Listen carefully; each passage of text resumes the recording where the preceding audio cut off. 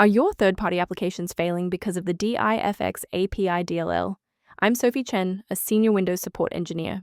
Let's fix those broken file references immediately.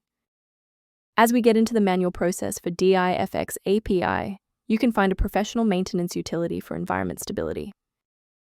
This DLL file is the Driver Install Framework's API library.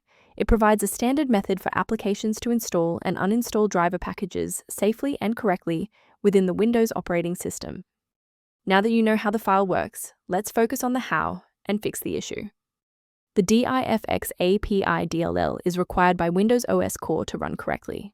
Reinstalling the latest official version of Windows OS Core ensures all required application DLLs are restored.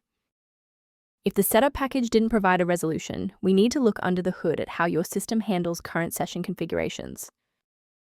A system reboot is a reliable way to clear away zombie processes that might be interfering with the Difxapi. It's a low-impact step that ensures your operating system is starting with a synchronized environment. Before you restart, please bookmark this video or click the like button so that it's waiting for you in your library for the next step. A quick professional note on security. Sourcing components correctly is just as important as the fix itself.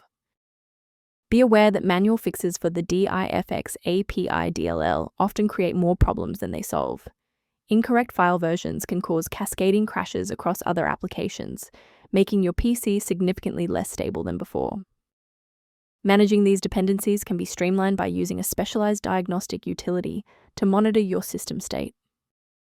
The utility linked below provides informational guidance for users reviewing the Difxapi and system behavior. By subscribing, you're ensuring that the next time the Difxapi encounters a critical error, you'll have a trusted expert ready to help.